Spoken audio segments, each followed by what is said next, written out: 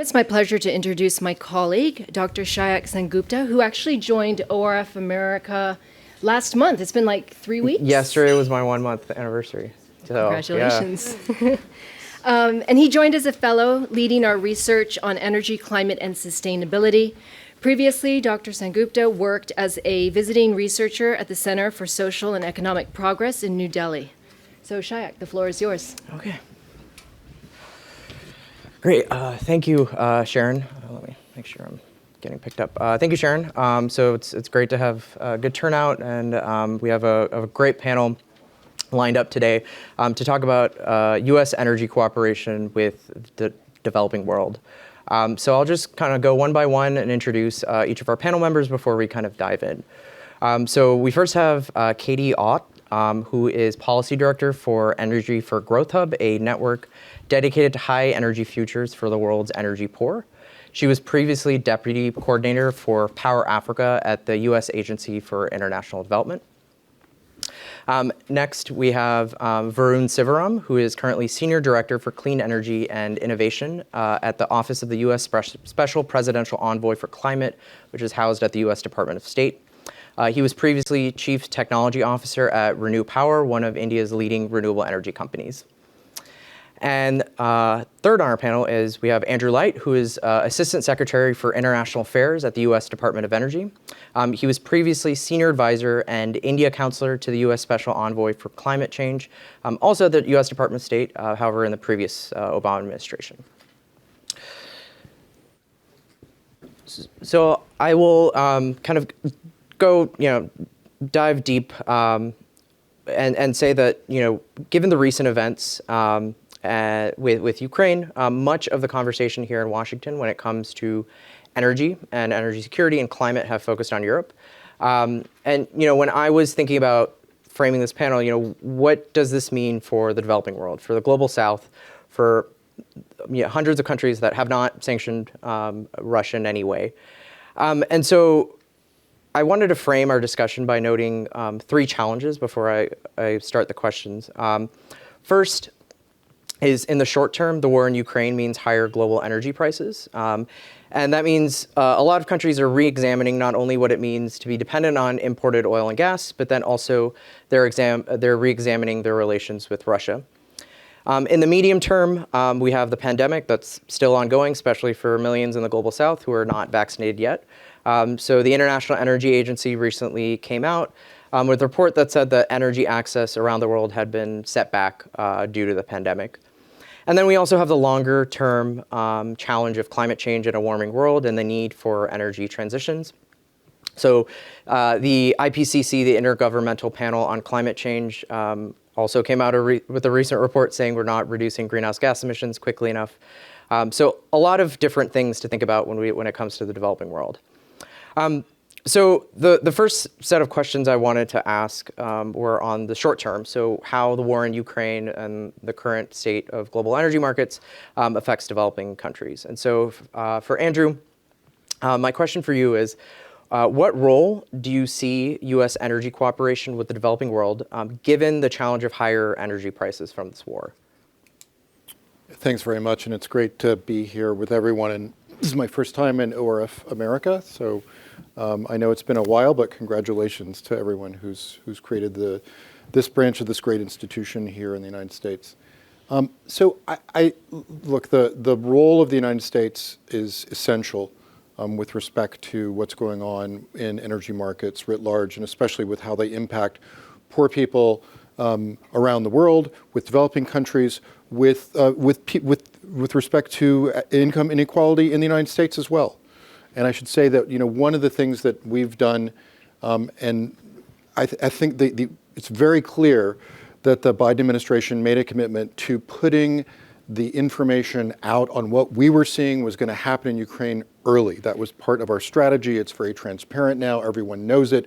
We did not want a repeat of what happened with the invasion of Crimea, with some kind of plausible deniability of who was causing chaos in the region. And that was very intentional and very clear. And if you think about that and what an office like International Affairs, the Department of Energy does, we have been modeling 7 ways to Sunday the different impacts that were going to happen not only in the Ukraine, but also in Europe and in the rest of the world could happen with respect to this unjustified, completely unnecessary war of choice by Vladimir Putin. And we modeled it from just the thinking about what will happen just, for example, if one or another gas pipeline were to shut down coming from Russia. We modeled what would happen if all of the gas coming out of Russia were to be shut down. We modeled what would be the impacts of all the sanctions that you're seeing wave after wave after wave come forward, so we would know what was going to happen. Because we know a couple things that are true, that Vladimir Putin makes money off of energy. This is as much an energy war as it is any other kind of war. And so we cannot allow him to continue to get rich and then use those funds to prosecute this war, which is actually impacting all of us. And so we've been looking at measures in many different ways.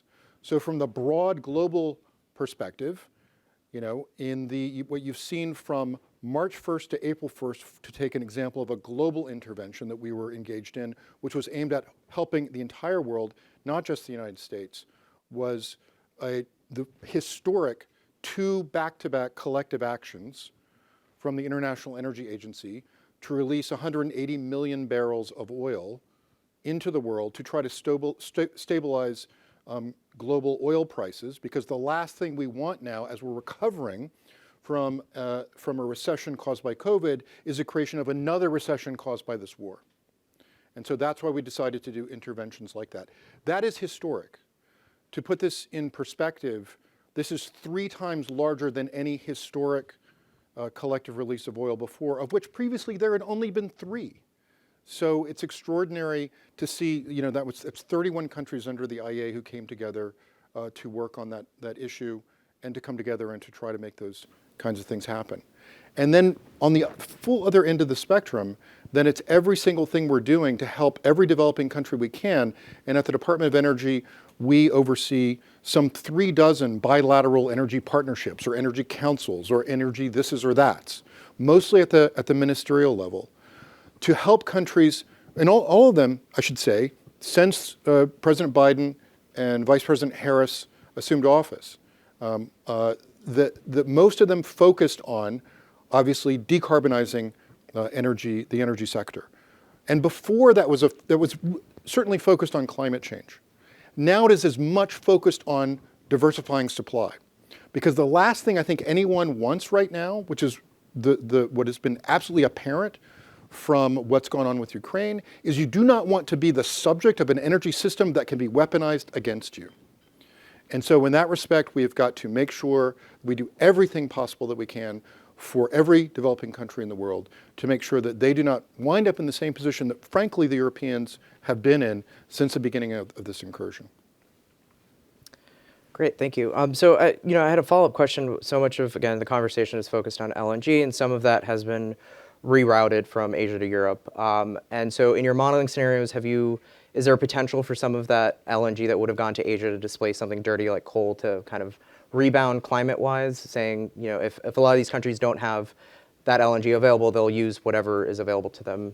Sometimes that's coal. You've absolutely got to look at that. So I'd sort of say that two things on this. Number one, and Varun and I worked on this together, one of the things that we did early on in the Biden administration, maybe from day one, and I was there starting on Inauguration Day, was we created a new energy guidance.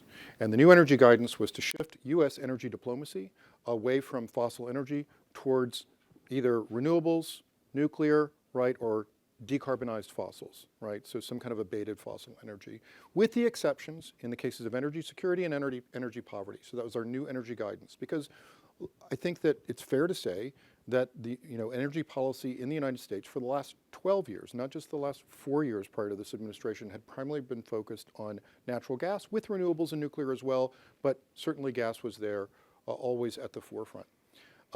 We are committed to creating the greenest, cleanest gas supply in the world.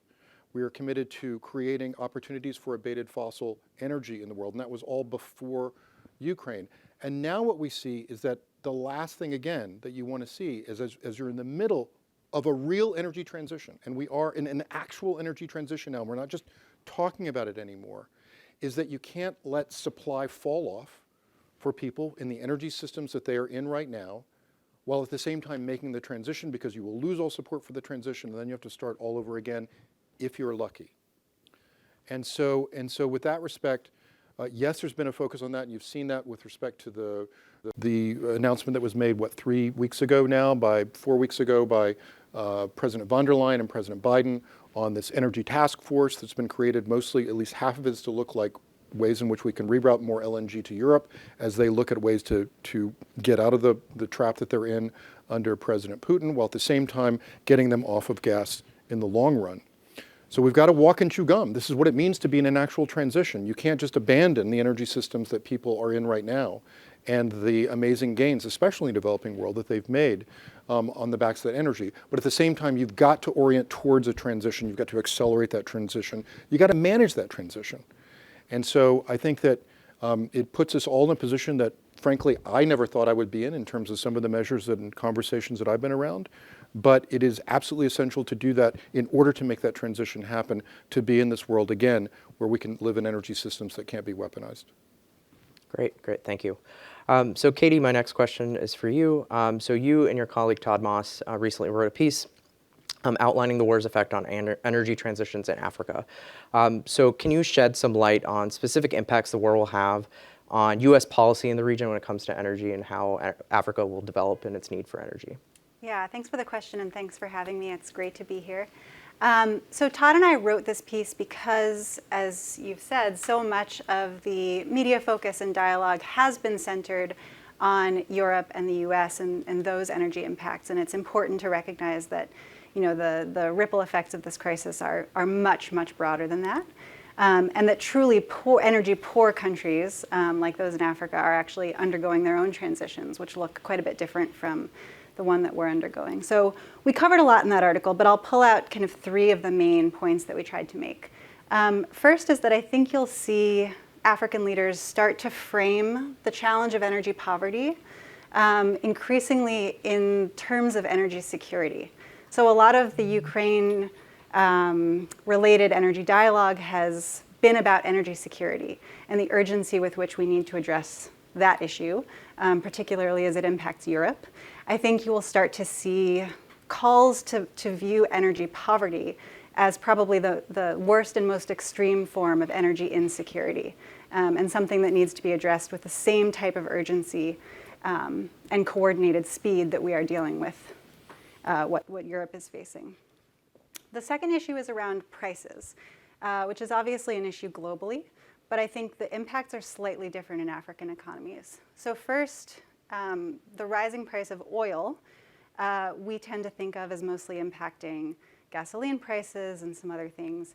In African markets, actually quite a bit of electricity generation is also derived from oil. So whether that's a West African country using heavy fuel oil in large-scale utility plants, or whether it's the fact that in more than 17 African countries, there's more capacity in the form of diesel generators than there is on the entire grid, which is pretty crazy.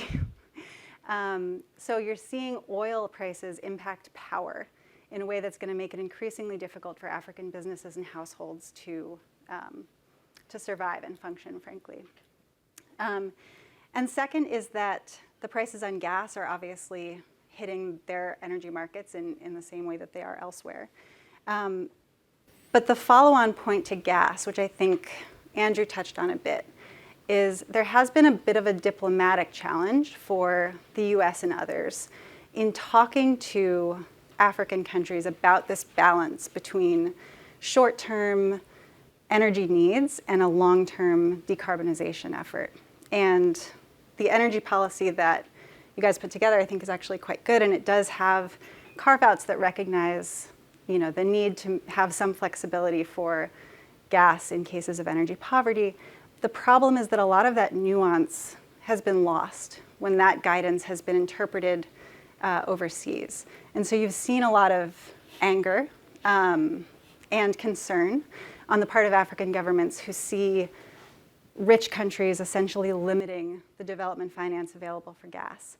And I think that's going to potentially worsen now that there's so much effort to diversify Europe's gas supply.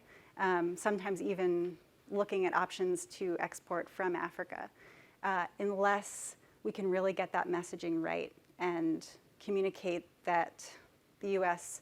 does support flexibility and is putting in place measures to make sure that we're looking at both short and long-term gains. And I think that needs to be a focus of U.S. agencies now. Great, great. So the last question when it comes to kind of short-term impacts from this war, my question next is for Varun.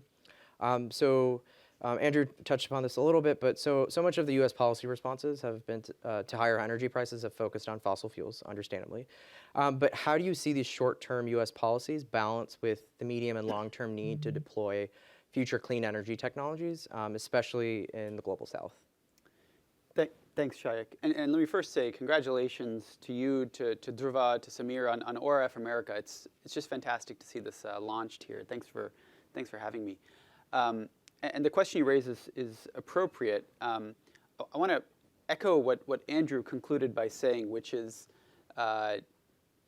what this latest crisis has demonstrated, this unprovoked invasion by Russia of Ukraine, what it's demonstrated is a real opportunity in the clean energy transition, as well as some risks that we'll have to mitigate. The real opportunity is, the need for climate action has not changed before and after the crisis. If anything, it intensifies every day that we don't act as fast as we should.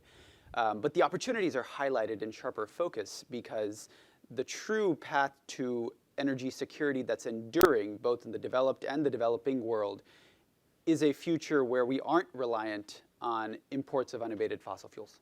And the clean energy technologies that will enable us to transform economies have the potential to make us more energy secure. Secretary Kerry has been very clear about framing this dual win about energy security and the clean energy transition. Now, you asked, Shayak, are there long-term clean energy technology plays in response to the short-term crisis? Well, there are short-term clean energy technology plays in response to this crisis. Renewable energy in most of the world is actually the cheapest new form of electricity generation. Between now and 2030, in order to meet our climate objectives, we need to reduce the world's emissions by close to half to stay on track to keep the 1.5 degree global warming limit in reach. And right now, in most parts of the world, tomorrow I think New Delhi will be hearing us speak. In India, solar energy is not only the cheapest form of new generation, solar energy is actually cheaper to build in India than anywhere else in the world. So there is an immediate near-term opportunity to invest in clean energy. And to reach our 2030 targets, 80% of the reductions we need to get to are from technologies we already have and that are ready to deploy. And then the other opportunity that this energy crisis highlights is that in parts of the energy transition where we really haven't made as much progress as in renewables in the power sector, there's now a real impetus to invest in the technologies that we'll need, because it's not just going to be about reducing fossil fuel use in the power sector to reach energy security goals. It's about reducing oil use in the transportation sector, or as Katie mentioned, in the power sector in some countries. It's about reducing fossil fuel use, coal, gas, and oil in the industry sector. And we do need those technologies that so far often aren't commercially as competitive with fossil fuels, haven't made as much progress as we made in the power sector. And so therefore, in this decade, we need to invest in the technologies that are critical so that by 2050, we'll reach net zero, not just in power, but across transportation and industry as well. And 50% of the emission reductions, according to the IEA, that we'll need for net zero in 2050 will come from technologies that aren't yet ready for market today. So there's a huge opportunity in these hard-to-abate sectors that account for roughly a third or 30% of global emissions today, but on business as usual will rise to about 50% by 2050 if we don't take immediate action now. So that's really the opportunity. And the risk, very briefly, is, as Andrew mentioned, we've got to make sure that we are tackling both demand and supply in a coherent fashion. Particularly in these transportation, the industry sector, we have to be tackling we have to have opportunities to invest in clean energy technologies to reduce demand for unabated fossil fuels just as quickly as the supply of unabated fossil fuels falls, because a mismatch can lead to price imbalances, and we've seen that not just this year but also last year and in years previously. Let me pause there. No, that was great. I want to touch upon one thing. So you mentioned, that our dependence on fossil fuels makes us, dependent on parts of the world that we probably shouldn't be dependent on. But I wanted to get even Andrew's thoughts on this. China controls so much of our clean energy kind of supply chains when it comes to critical minerals. The reason why we have cheap solar around the world is because a lot of those panels come from China. And so where do you see kind of the U.S. in its role with vis-a-vis China, right? Because yes, while we will reduce our reliance on fossil fuels that may come from places that we don't like, are we just swapping some of that risk for clean energy technologies that also come from somewhere we may not like? Well, you could be, Yeah. right? Absolutely, that's the worry, which is why we've got to go into the transition wide-eyed and ready to make sure that doesn't happen. And if you look at, let's just take the supply chain issues there, which have got a lot of attention, obviously, in the last year, prior to the outbreak of the war in Europe, with respect to questions about the nature of the supply chain, especially on the polysilicon area coming out of China, and the concerns that we had there, and the creation of withhold release orders and stuff that had to go forward, given the sort of the public understanding that we had about the use of forced labor with respect to the supply chain there. There are so many reasons there we need to not only diversify. We got to do three things: diversify our supply chain when it comes to clean energy, so that we aren't beholden on one country in the same way that Europe has become beholden on Russia with respect to fossils. Number two, we need to rebuild U.S. supply chains there, and there's a huge effort going on there. A lot of it you can sort of find in the bipartisan infrastructure legislation, and we've reoriented the Department of Energy, in fact, to help to sort of work on exactly problems like that, hiring 1,000 people, renaming one of our undersecretary positions, and sort of working on those kinds of issues. And the third thing we have to do is get very creative about what we can do here. And the one thing I'll mention on this sort of the creativity bucket is Secretary Granholm, the Secretary of Energy in the U.S., was the chair of this year's International Energy Agency Ministerial, which just happened, about a month ago. Again, everything seems like a year ago at this point.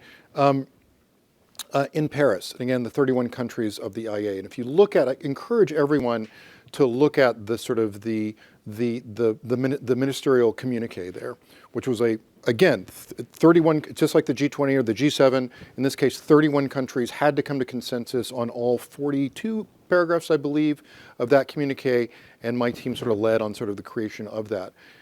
In there, you'll find a section on critical minerals and materials which calls for to start with, a voluntary stockpiling program for critical minerals to mirror the required stockpiling program for oil and fossil fuels, which was what the International Energy Agency was originally created 50 years ago to do.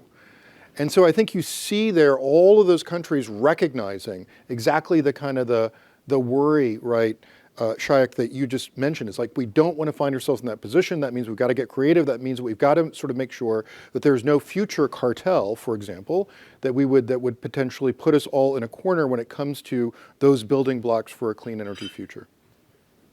Great. Varun, do you have anything to add to that? I'll just quickly, I think Andrew said it perfectly well. I don't have much to add to that, except to say there is a balance that we're going to have to walk around the world between the desire to produce things domestically in many different countries, and the need for the free flow of clean energy goods that keeps prices low, because that's what's fueled the clean energy transition to date. And as we navigate this balance, it'll be important to build these supply chains, in our case, among our partners and allies, to build the supply chains that we can count on, that we can trust, and to work with countries, as Secretary Granholm has led through the IEA, to work with countries collectively on strategic reserves, for example. That's why Secretary Kerry was very supportive of this evolution of the IEA's mandate. But my point is, if we move toward autarky, for every country making their own clean energy minerals, and making sure that domestic supply chains are walled off, you will have substantially higher clean energy prices. And that is a risk we have to mitigate. Absolutely. Great. So now I want to kind of move the discussion to kind of setbacks from the pandemic. As I mentioned before, the IEA said that the pandemic has reversed progress on access to electricity and clean cooking. However, renewable investment has remained resilient. And so question for you, Katie, is how can the U.S. engage to address these energy setbacks from the pandemic, especially to meet the Sustainable Development Goals, which have the 2030 target? And if you want to kind of explain what those are a little bit beforehand, I feel like you can do that better than I can. So. Sure. So the Sustainable Development Goals are a set of global targets that essentially try to drive progress towards things that are collectively seen as critical to improvements in quality of life and development around the world. And SDG 7 focuses on electricity access. And I think the effects of what you're alluding to, the fact that we have seen setbacks, it's really illustrated the fact that the gains we've made over the past decade, and we have made gains, in part because of the US and other development partners who really put a huge emphasis on solving energy poverty. The fact that we've seen them fall back illustrates that in reality, they're quite fragile. And in my opinion, there's kind of two big things to consider here. The first is that many of the programs, the international development efforts, the SDG-focused programs over the past decade have focused on a relatively narrow definition of what ending energy poverty means. If you look at how even SDG 7 itself is defined, it focuses on, is someone connected to electricity or not?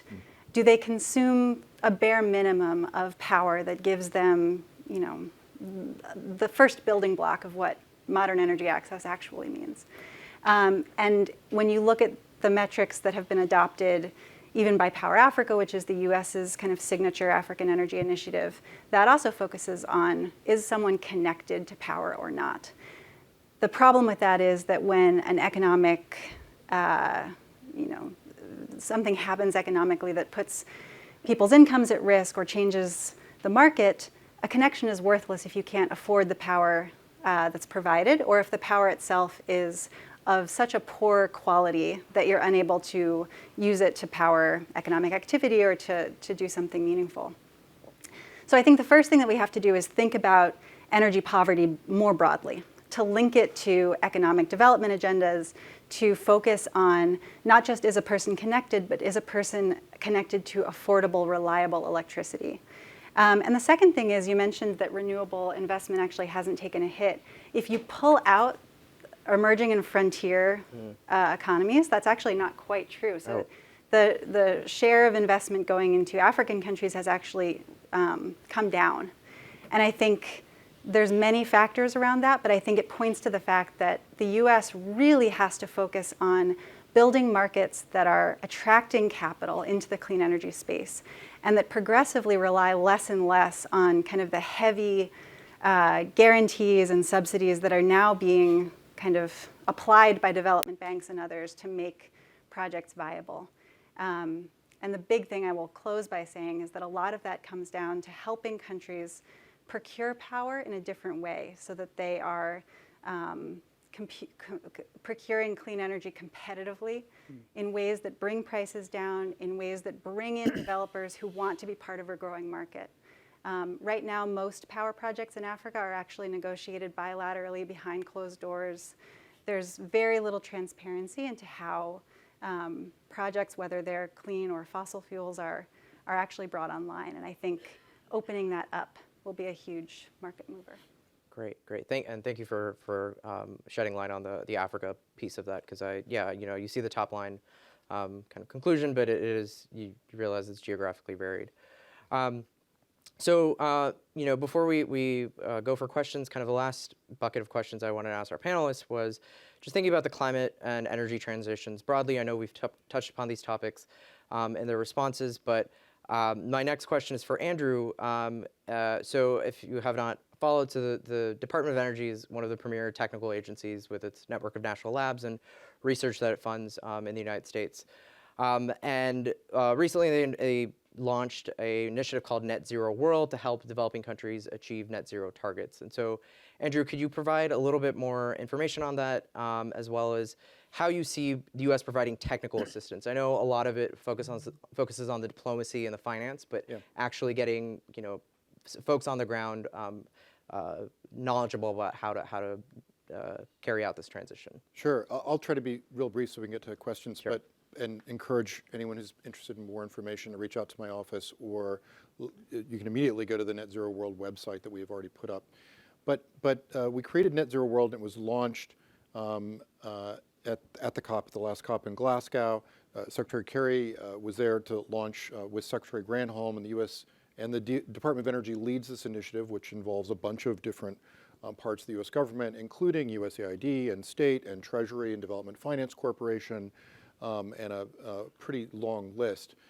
And most importantly, 10 of our 17 national labs, which are really the crown jewels of innovation, and research, especially on energy, I would sort of argue in the world, certainly in the United States. The focus of it is this. The idea is that to get to a net zero world, you don't need every single country in the world to get to net zero by 2050. But you do need those representing at least 75% north, right of global emissions. And so the two buckets of countries that we focus on is number one, developing countries in the G20, and number two, developing countries and others that we think can become net clean energy exporters in the region. And so we've got approximate idea of around 20 or so countries that would sort of fit this description, that if you put them all together and they got to net zero by 2050, then you create a net zero world. Now, we're not asking any country to sort of say, all right, in order to be part of this, we've got to adopt a net zero 2050 target. That's Varun's department and his office to do the target setting. What we're doing is sort of focusing on demonstrating to them that they actually can get to net zero by 2050 by creating these comprehensive maps that look at the entire economy, that show how sector by sector by sector, institution by institution even, grid block by grid block, what would be the sort of the policies and measures that you would need to actually get to net zero by 2050. This is not a comprehensive mammoth report that we do by ourselves. Of course, we do it with lots of collaborators around the world, both public and private and NGOs. And it is done entirely in collaboration with countries that decide to take it on. This is not a piece of work that you do. Unfortunately, in my mostly NGO career, I have been responsible for writing a lot of reports that I throw over the transom and hope for the best, with some follow-up meetings, but really something that we co-create with these countries, right? And importantly, in addition to the technical piece, right, which is absolutely right, there is also, these are roadmaps about investment.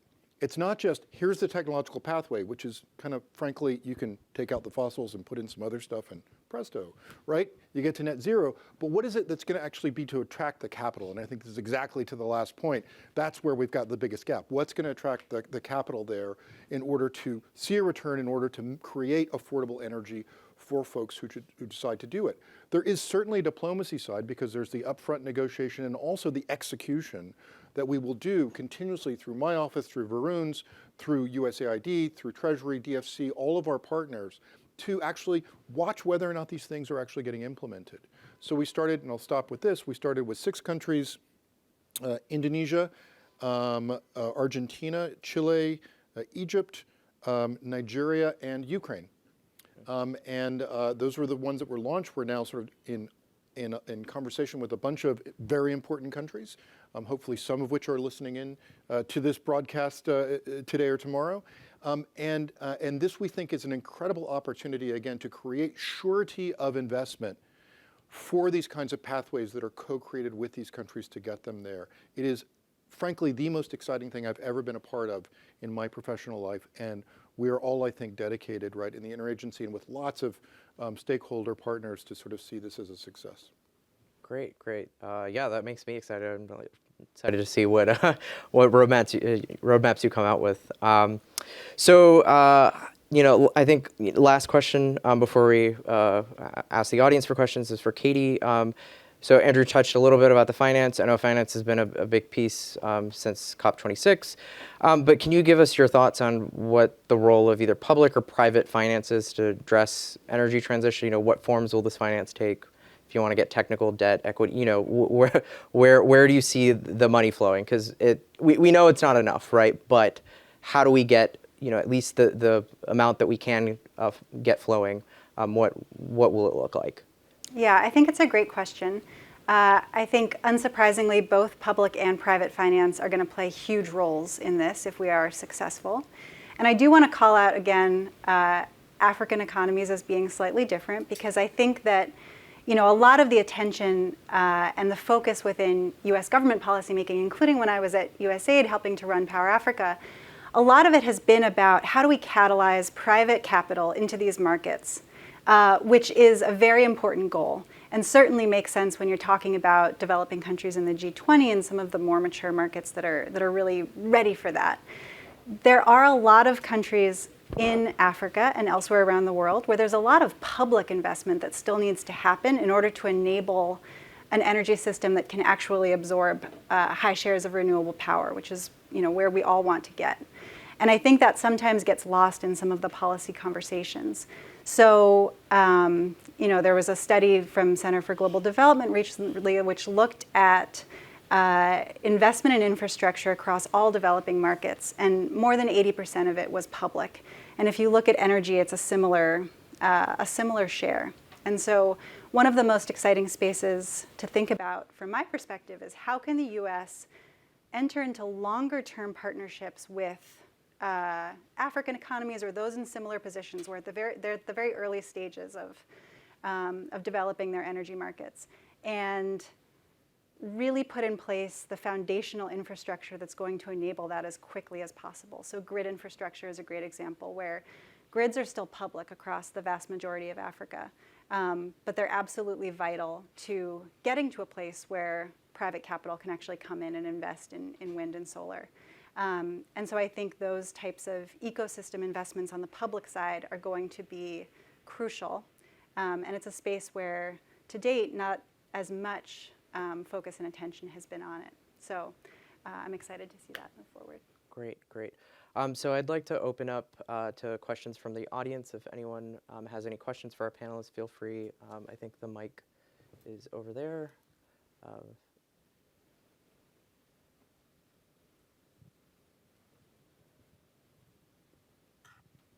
Hi, thanks so much. Jennifer Lakey, Global Energy Director, World Resources Institute.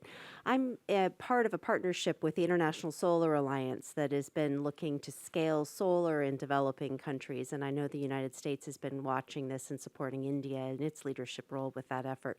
And I'm curious about the dynamics that may be shifting with regards to those kinds of multi-country initiatives, knowing that things like the G20 are going to be tricky this year with the Russia and Ukraine conflict.